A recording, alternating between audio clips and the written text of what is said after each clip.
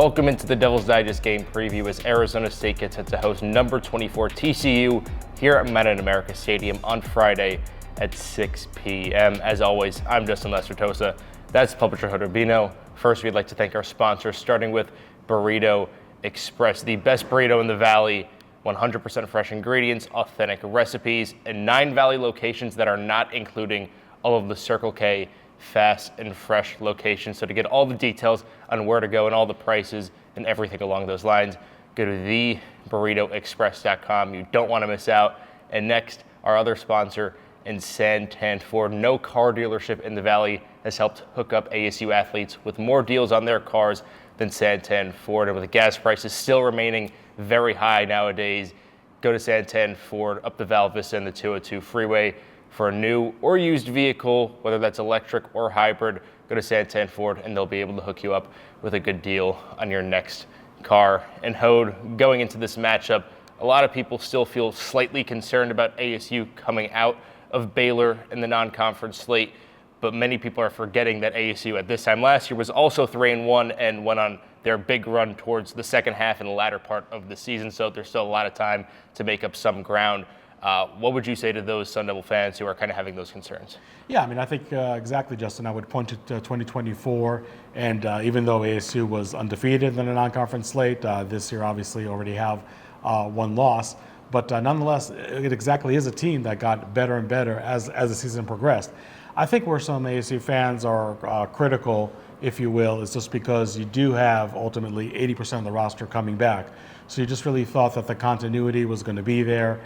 There's a lot of been there, done that aspect of this team. So maybe you would see better football, maybe even an undefeated record at this point. But I think that you definitely have to keep in mind that the 20% of the players that were not coming back, especially on offense, I think are some of the reasons why we're not seeing, especially that side of the ball, really clicking on all cylinders.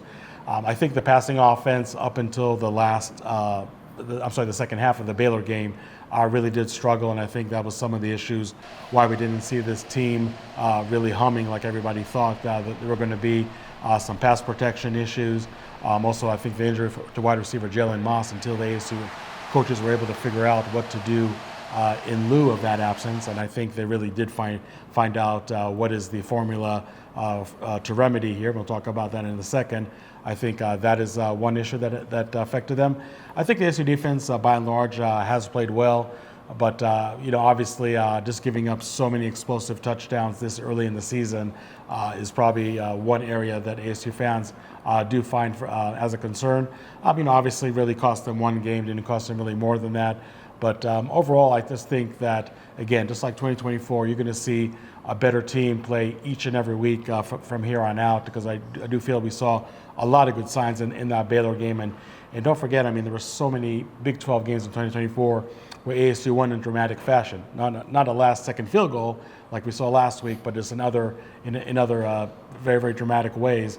But I think that win maybe signal in some ways, okay, this 2024 team is back, if you will, and maybe you're going to see a much better performance from here on out. But again, I really think all the positive signs that we saw last week, I think, are a good indicator for this game against TCU and beyond. Yeah, Hode, you mentioned it. ASU's passing game really came alive in that second half against Baylor, but it seems like this unit hasn't fully been able to put together a full game, and that's going to be very important against a TCU team that not only do you want to keep their offense off the field, but they're home to the worst statistical passing defense in the entire Big 12. What do you expect to see out of ASU's offense? Yeah, I do agree. That's a good combination of seeing this ASU passing offense, I think, finally coming to life in that second half against Baylor. Sam Levitt was 14 of 18 for 162 yards. That is by far his best performance of the season. So now to have a defense that on paper can give you a lot of opportunities for big plays, I think that's going to be huge. We talked about the absence of Jalen Moss and how ASU was able to find, and I say find in big quotation marks because Derek Esubio was always there, but I think it just came to the point where he finally gave him the confidence with a great game against Baylor last week that he could be that slot wide receiver as Jalen Moss is still battling with an injury.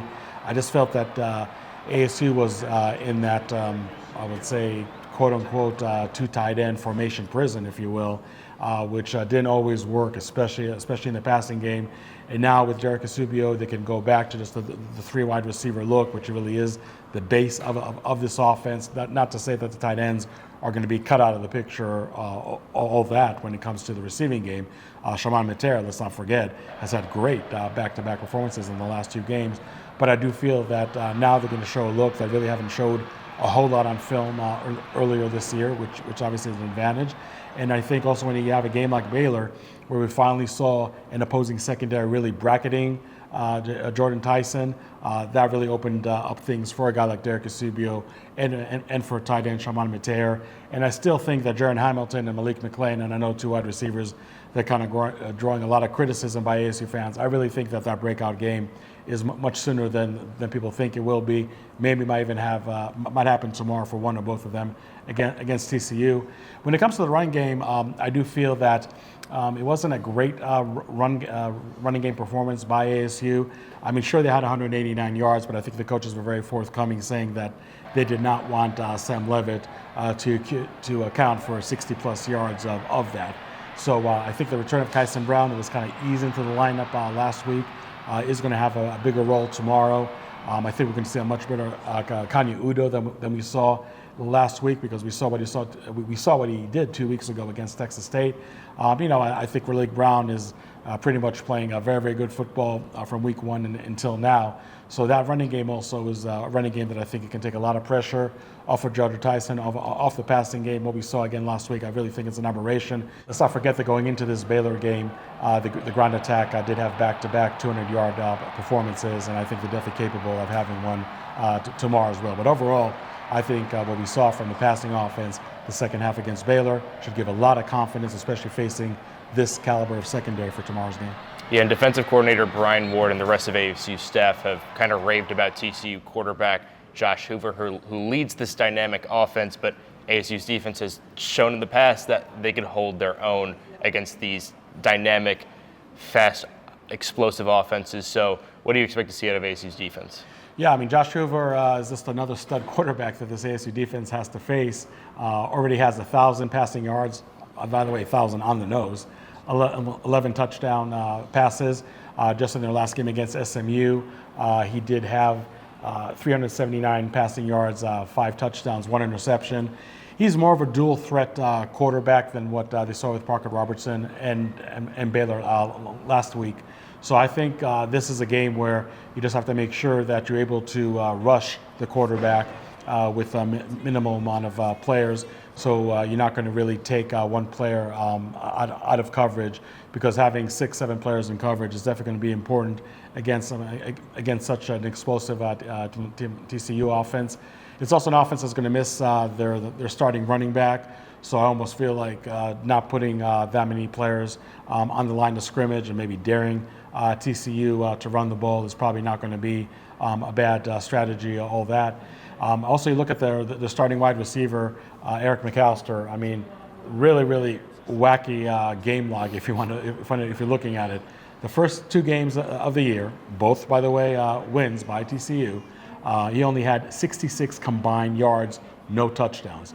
I guess at SMU, I don't know what he ate that breakfast, but 254 yards, 3 touchdowns, and 110 yards of those 254 were yards after the catch. So that's obviously one player that's way up there in the scouting report for the ASU secondary. But like you said, the way both corners, Keith Abney and Javon Robinson are playing, I think there is going to be a good chance for the secondary to really somewhat slow down this TCU offense. Overall, I just feel that if they're actually going to make TCU a one-dimensional offense, really have Josh Hoover, as talented as he has, pass the ball more than he wants to. He has that quote-unquote gunslinger mentality that can kind of force him to make some mistakes the more throws he attempts. So again, if you can really just make sure you can have an effective pass rush with 4 players, make sure you got 6-7 players in coverage all the time, I think this ASU defense can do just fine, and I think they got a great test, which they did ultimately pass against Baylor last week, to prepare them for the Horned Frogs. Yeah, and TCU, again, ranked number 24 in the AP poll, and potentially at ASU's expense, ASU, the next Big 12 team on the outside looking in, and a big performance could help them leapfrog TCU back into the AP poll. How important is this game for the Sun Devils, and how do you expect it to pan out? Yeah, I think it's an important game to just have that proof in the pudding that this team is back, that this team can be in the right track. I think the Baylor win, even though it was very dramatic to some people's liking, definitely did prove something. And I think a win against a top 25 team on Friday can also really prove that this ASU team, with the shaky non-conference start, with that too dramatic of a win, like some may claim against Baylor, is really back to playing the level of football that everybody expected them to play. I think much like the Baylor game last week, it's really going to come down to who has the better defense, and I still think that much like last week, Arizona State really has the better unit between the both teams. It doesn't mean that TCU is not going to get their licks in. And again, Josh Hoover, Eric McAllister is one heck of a quarterback wide receiver combination, and this is a team that definitely has not been shy on the scoreboard. But overall, I feel that this ASU defense at the right time can go ahead and rise to the occasions. Obviously, we know this is an ASU team that plays very, very well at home, going back to 2024. And I also feel, to my earlier point, that on offense, this passing game I really think has found their groove with the emergence right now of Derek Esubio, Shaman Mater playing great. Jordan Tyson, even though he has a quiet game, with just one flash or two, can really still decide the game here. I also feel that the running game is going to play better than it did against Baylor. It's going to be another close one. So, if you don't want to see a dramatic win, maybe stay away from Mount America Stadium. But I'm expecting Arizona State to win 33-27. Well, thank you, Hode, for all of your insight. We'll be here at Mount America Stadium to catch all the action, so stay locked in on all the coverage. Go to DevilsDigest.com. Follow Devils Digest on Twitter at DevilsDigest. Once again, we'd like to thank our sponsors in Burrito Express and Santan Ford. For Hode Urbino, I'm Justin Lestertosa. We'll talk to you guys on Friday.